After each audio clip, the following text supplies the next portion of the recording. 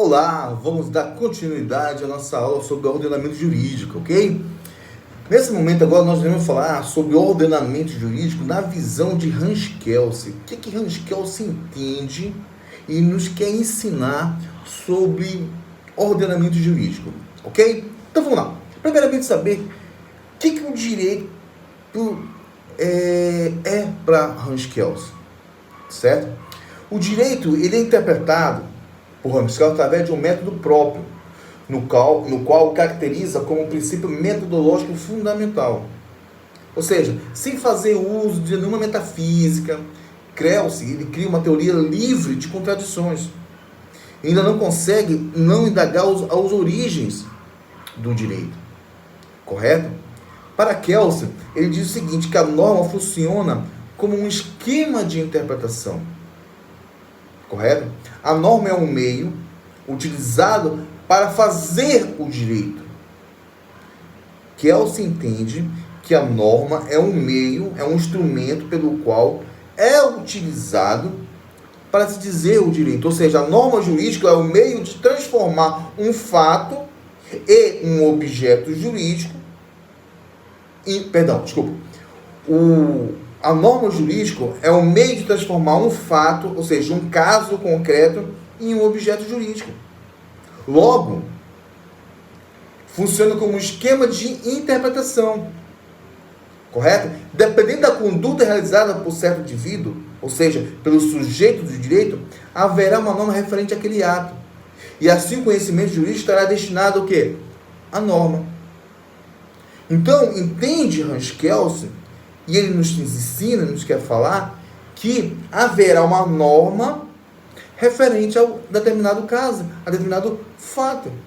Ou seja, para cada fato, para cada caso concreto, há uma norma que se insere a este fato. Correto? Se não houver uma norma a este fato, não há como dizer o direito. Ou seja, transformar esse fato em um objeto jurídico. Correto? Portanto, o direito é um sistema normativo, certo? Ou seja, epistemologia de Kelsen é baseada justamente no direito positivo. Já cansamos de ouvir, eu já cansei de falar, e vocês já cansaram de ouvir, em dizer que Kelsen ele é positivista. Ele é positivista. Então, a norma por si só provém do direito positivo. Ou seja, através de uma ordem normativa imposta pelo quem? Pelo Estado. Através de quem? Do legislador. Que prescreve essa norma. Ou seja, faz-se proposições jurídicas para interpretar o direito como ciência pura. Independente de qualquer outra ciência, principalmente com lógica interna. Ou seja, o mundo jurídico de Kelsen, ele está totalmente envolto de uma norma, propriamente dita. Tudo que foge disso, para Kelsen, não existe. Correto? Então, ao nós nos debruçarmos em seu livro, na teoria pura do direito, percebemos que há uma distinção muito clara entre as ciências naturais e a ciência jurídica, classificada como ciência normativa. Olha aí, ciência normativa, ciência jurídica. Correto? Então, enquanto a ciência jurídica trata de normas jurídicas através de imputação, certo? A ciência natural utiliza a lei da causalidade para estudar o seu objeto. Ou seja, as causas do fato. Correto? Então, a ciência jurídica, com efeito, não pretende, com as proposições jurídicas por elas formuladas, ou seja, por elas criadas, mostrar a conexão causal. Mas a conexão de quê? De imputação entre os elementos do seu objeto. Ou seja, para cada fato para cada caso, há uma imputação. Correto? Então, a ciência jurídica para Kelsen, ela vem através da quê? Da imputação. Correto? Diferente da causalidade, que é a causa e efeito, certo? Que é utilizada pela ciência de quê? Psicologia, da etnologia, que vem estudar a antropologia, da história, da sociologia, ou seja, todas essas ciências que estudam o quê? A conduta humana. Correto? Então, Kelsen, ele faz uso de uma imputabilidade, ou seja, causa e consequência. Ele fala o seguinte: uma vez a causa, cria-se uma norma, essa norma cria-se uma sanção. Uma vez desrespeitada essa norma, vai gerar o quê? Uma consequência. Consequência essa é o quê? Uma sanção, uma pena. Ou seja, para estudar o direito através dos sistemas de normas direcionadas à conduta humana. Correto? Então, Kelsen, diferente da ciência da causalidade, ele fala que Kelsen faz uso da ciência da imputabilidade, ou seja, toda causa vai gerar o quê? Uma consequência. Perfeito? Sendo assim, dentro desse contexto, dentro dessa linha de entendimento, as ciências naturais classificam-se como uma ciência que analisa os fatos como causa e efeito, que eu acabei de falar anteriormente. E a origem do seu conhecimento ela é empírica, ou seja, parte do pressuposto de experiência. Enquanto que a ciência jurídica faz uso das normas jurídicas, voltadas para o quê? Para a conduta humana, ou seja, para estudar o direito. Tendo em vista que o direito, para Kelsen, é um conjunto de normas que tem imperativas e coercitivas, que tem como finalidade, ou seja, o controle social, a conduta humana. Correto? Sabendo que as normas são prescrições de dever ser, ou seja, direcionadas à conduta humana, afirma-se que a diferença entre as normas jurídicas e as demais normas, certo? Sociais ou morais, tá? Fora do contexto jurídico, certo? Encontra exatamente no ato da coação. Enquanto que as normas morais não permitem a coação, ou seja, não se permite uma pena diferente da norma jurídica. Estudamos em assuntos anteriores que a coação, a coercibilidade é uma característica das normas jurídicas. Correto? Uma vez que o indivíduo, o sujeito de direito, não respeita, não obedece à norma, o Estado pode fazer força, pode fazer o uso da coação, a fim de que a sua norma, emanada por ele, seja respeitada. Correto? O direito é essencialmente uma ordem de coação, queridos.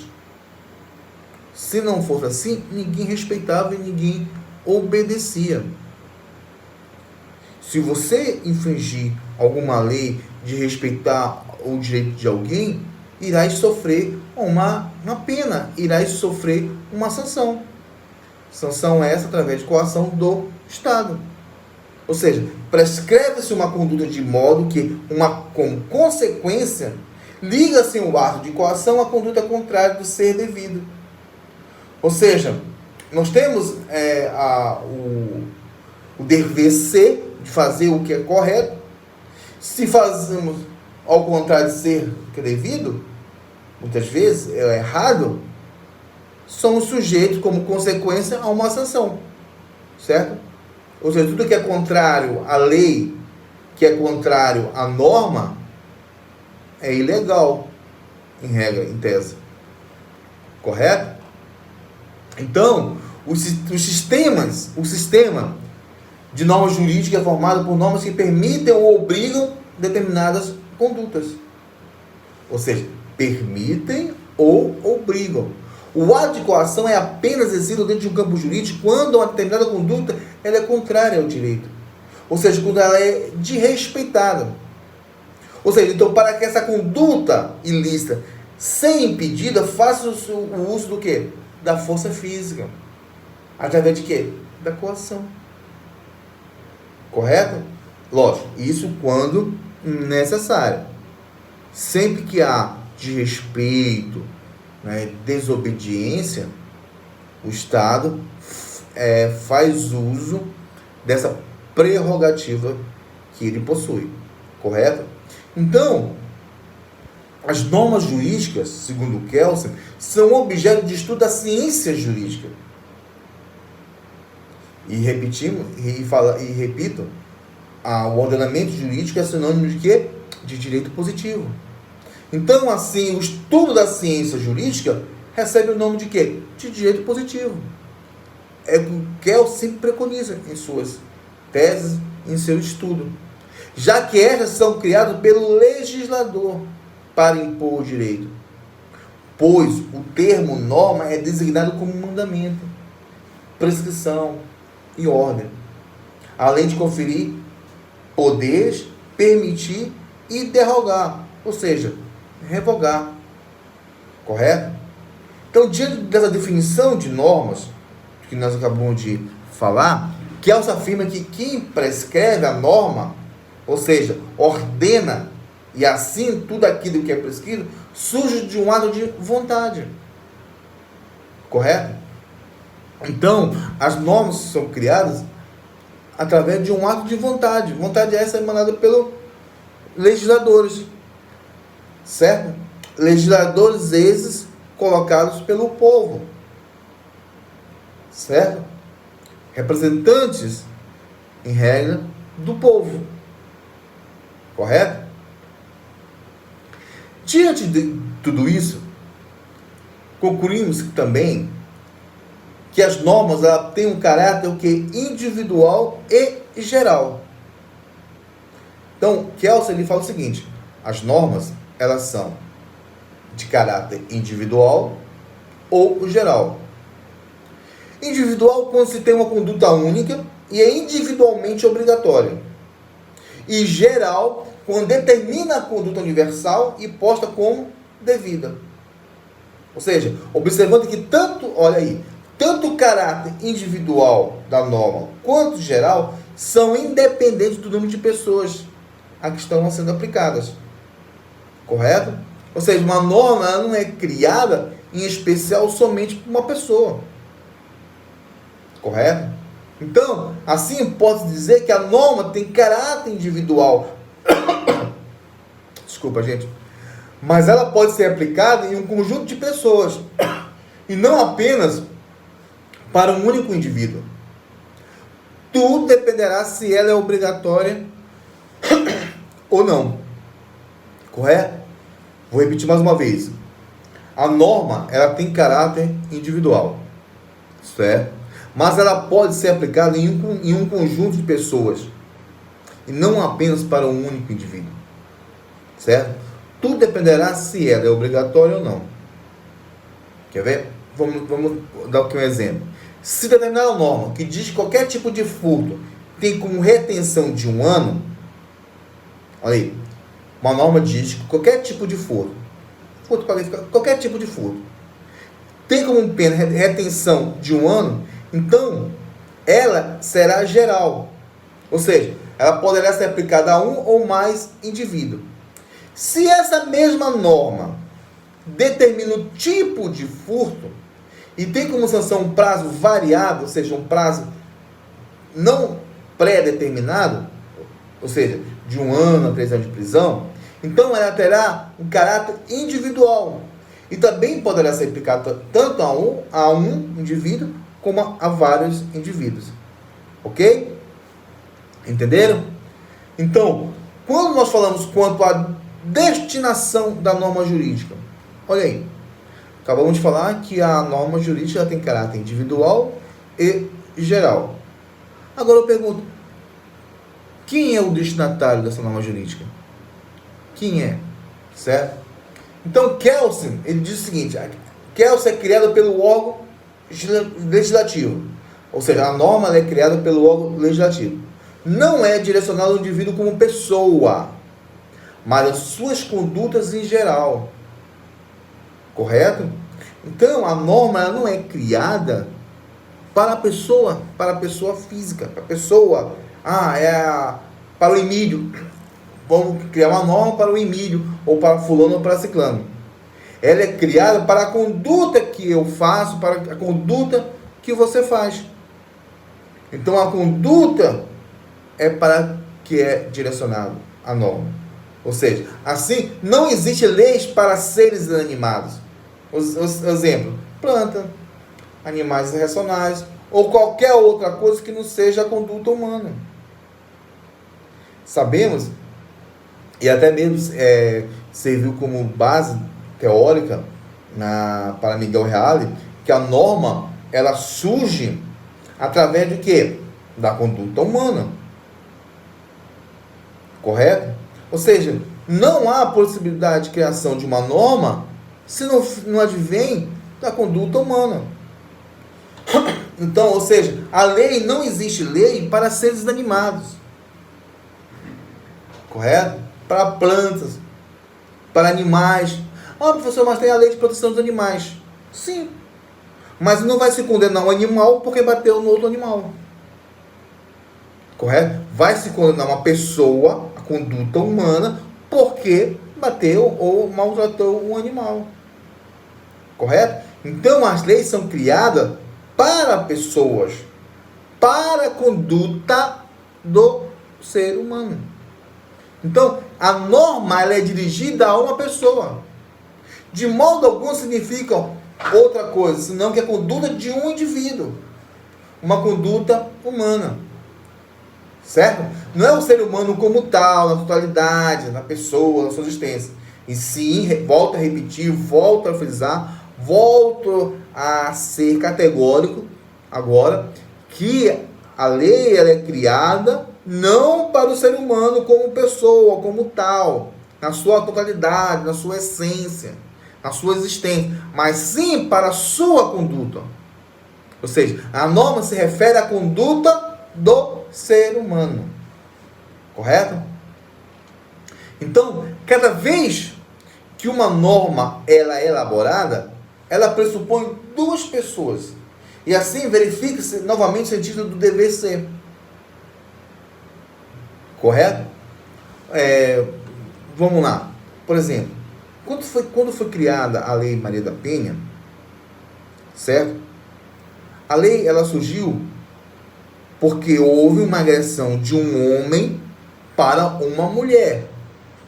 E essa agressão foi dentro do seio familiar, dentro da casa. Aí surgiu a Lei Maria Penha, a norma.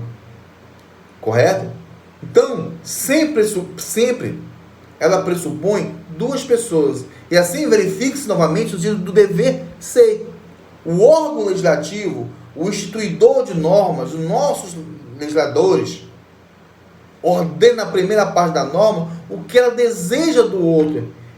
Ou seja, aquele indivíduo a que foi imposto dever algo. Ou seja, quando foi criada a Lei Maria da Penha, certo? Qual era o principal objetivo? Era inibir a violência doméstica, em especial a mulher, por parte do homem. Correto? Então, o órgão legislativo, os nossos legisladores, quando criam as nossas normas, em regra, ela deseja que o outro ou ao indivíduo, algo que foi imposto a ele, o dever ser, o que ele deve fazer e não fazer. Certo?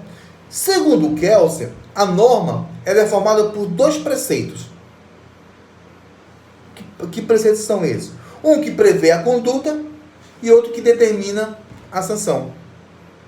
Olha aí. A norma para Kelsen é formada por dois preceitos.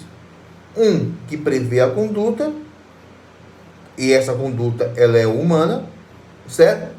E outra que determina a sanção. Dessa forma, Hans Kelsen diz que o primeiro preceito é denominado de norma secundária, ou seja, a conduta humana, certo? E o segundo preceito, que termina uma sanção, é chamado de norma primária, ok?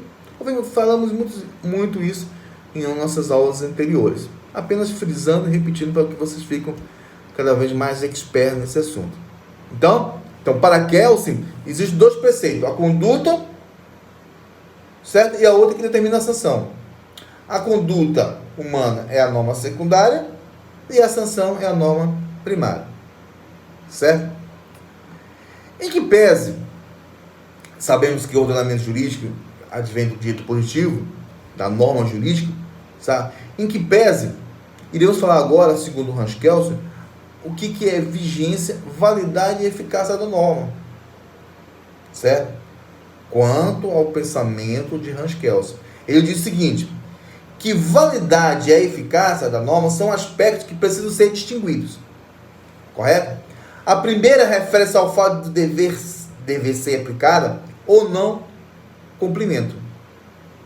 Olha aí, repetindo, a primeira refere-se ao fato de dever ser aplicada ou não cumprimento.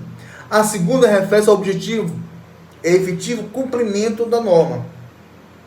Ou seja, do cumprimento ou não cumprimento ou não com a consequente aplicação. Dizer que uma norma que se refere à conduta de um indivíduo vale, ela é o quê? Ela é vigente. Olha aí. Dizer que uma norma que se refere à conduta, essa conduta é humana, lógico, tá? Ela vale, ou seja, ela é vigente. Significa que ela é o quê? Vinculativa. Se ela é vinculativa, ela está vinculada a quê? A uma lei, a norma. Que o indivíduo deve se conduzir de modo prescrito o quê? Pela norma. Ou seja, a sua atitude, a sua conduta está vinculado à norma. A norma. Artigo 21. Matar alguém é crime. Então, o dever da pessoa é não matar. Porque se ele for de contra essa norma vinculativa, ele vai sofrer o quê? Uma sanção. Certo? Então, vamos lá. Então, a eficácia para Kelsen é muito parecida com a validade. Mas estas precisam ser muito bem definidas para não haver confusão, lógico. Se no Brasil, por exemplo, tivesse pena de morte para crimes hediondos, imagine o seguinte, se no Brasil houvesse pena de morte para crimes hediondos, essa não seria válida, se fosse aplicada pela sociedade jurídica. Mas poderia não ter eficácia se as pessoas criminosas não se importassem com esse tipo de pena. Logo, morreria várias pessoas e a norma seria ineficaz. Vale lembrar que há previsão na nossa Constituição de haver pena de morte, somente em estado de guerra. Correto? Então, uma lei, para Hans Kelsen, ela passa a ser válida apenas quando entra em vigor. Ou seja, quando uma norma é criada, ela tem sua vigência, segundo o nosso ordenamento jurídico, 45 dias após a sua publicação. Ok? Então, vamos lá. Continuando. Segundo Kelsen, uma norma, ela pode perder a sua validade. Como é que ela perde a sua validade? Quando, pela falta de aplicabilidade pelo seu descumprimento. Quando não é mais utilizada no campo jurídico. Ou seja, nesse caso ela pode ser derrogada, ou seja, ela pode ser revogada, ela pode ser o que? Anulada. Ou seja, quando a aplicabilidade de uma norma não é mais usada, ou seja, ela não surte mais efeito, ela não é mais aplicada nos casos concretos, essa lei, ela pode ser revogada. Correto? Então, voltando aqui à norma, sabemos que as normas são constituídas e organizadas de forma o quê? Hierarquizada. Há uma hierarquia dentro das normas jurídicas, em especial para Kelsen.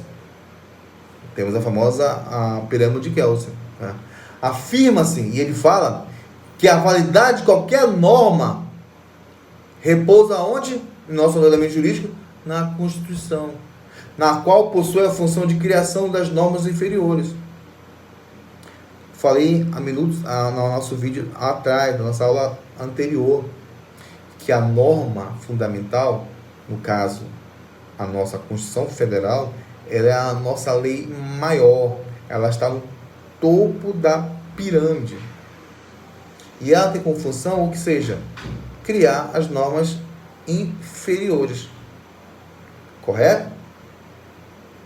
Temos também, sabemos que muitos autores falam que o ordenamento jurídico não está somente baseado, não está somente enraizado nas normas jurídicas.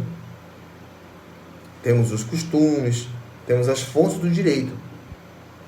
E essas fontes de direitos, muitas vezes, que não possuem a teor normativo em regra, né, são chamados de lacunas. Certo? As lacunas no ordenamento jurídico para aquelas são inadmissíveis. Ele não a aceita. Hans Kelsen, ele não aceita a questão da lacuna. Ele fala tudo que está fora do âmbito, do círculo da ciência jurídica, para ele não existe. Não tem validade. Não tem eficácia. Correto? Ele afirma que quando não há uma norma que proíbe ou regula determinada conduta, significa que tal ato ali é permitido.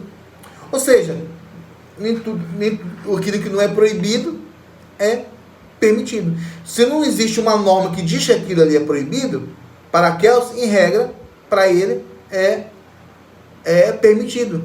Ou seja, é legal. Vamos abrir aqui um parênteses, uma observação aqui. As lacunas são interpretadas pela comunidade jurídica como uma falha, uma imprevisão de condutas, ou seja, a falta de normas que coordenem a conduta humana. Ou seja, se determinada conduta, certo, não cria uma norma, ou seja, se determinado caso concreto, e esse caso concreto, no qual a conduta não afere qualquer norma, em regra para Kelsen, é legal. Aquilo que o cara fez, em regra, é legal. Só que essa teoria, ela é errônea. De que modo? Porque ela se baseia na ignorância do fato de que, quando a ordem jurídica não estatui qualquer dever de um indivíduo de realizar determinada conduta, permite essa conduta. Correto? Deste modo, Kelsen afirma ser inadmissível a existência de lacunas no ordenamento jurídico. Mas por que isso acontece? Porque não pode haver lacuna no direito. Então, para Kelsen, não pode haver lacuna no direito. Porque a ordem jurídica, ela não estatui qualquer dever de um indivíduo de realizar determinada conduta. Se a norma não proíbe o dever ser do indivíduo, da conduta, é legal, é permitido. Correto? Então, observando tais questões, é possível perceber que se houvesse falhas no direito, toda a teoria kelsiana, tudo aquilo que Kelsen nos ensinou, não teria fundamento. Já que o próprio autor afirma construir uma teoria totalmente livre de aspectos não jurídicos. Então, a sua teoria fundamenta tudo aquilo que é contrário à norma jurídica, tudo aquilo que é contrário à ciência jurídica. Se houver lacunas, os cientistas do direito terão que buscar fundamento fora do direito, ou seja, destruindo toda a lógica de existência da teoria de Kelsen. Para Kelsen, só vale aquilo que está dentro da ciência do direito. Só vale para Kelsen aquilo que está constituído dentro da ciência jurídica. O que está fora dela não vale. Certo? Uma vez, volto a repetir que Kelsen é positivista. Correto? Então, quando um juiz concorda com uma lacuna, quando um magistrado ele concorda, ele usa uma lacuna, certamente ela busca recursos dos princípios gerais, ou seja, nos costumes, certo? No direito consuetudinário. Ou seja, o consuetudinário, o direito consuetudinário, é aquele que é baseado nos costumes da sociedade. Correto? Mas a falta de uma norma do ordenamento jurídico é interpretada o quê? Porque como uma imprevisão legislativa. E jamais como uma lacuna. Olha aí. A falta de uma norma, destaquem isso aí na mente de vocês, a falta de uma norma no ordenamento jurídico é interpretada para Hans Kelsen como uma imprevisão legislativa. Ou seja, não entrou no âmbito, não entrou na esfera legislativa da criação dela. Correto? E jamais como uma lacuna. Ele não aceita, Hans Kelsen não aceita o fato de existir lacunas. Certo? O legislador não possui, tendo em vista que o legislador, os nossos legisladores, ele não possui o poder de prever todas as ações futuras do ser humano. E pode deixar de formular normas que regulam a conduta humana. Correto? Lógico, tudo dependerá do juiz que estiver aplicando o direito. Ou seja, não havendo uma norma geral, nem específica para determinada conduta, quando eu falo conduta esta, né, ligada à norma jurídica, o juiz deverá ocupar o lugar de quem? Do legislador. Não em criar normas, mas de forma de adequar. Aí vem a questão dos costumes, dos princípios gerais, ou até mesmo da analogia. Deste modo, afirma Kelsen que a suposição do tribunal de que um caso não for previsto pelo legislador teria formulado o direito de diferente modo, se tivesse previsto o caso. Funda-se quase sempre numa presunção não demonstrável. Correto? Então, finalizando aqui, não havendo uma norma, não há como dizer o direito para Hans Kelsen. Correto? Então, Hans Kelsen ele fala que a lacuna não existe. A lacuna para ele é uma ficção. Lacuna para ele é uma ficção.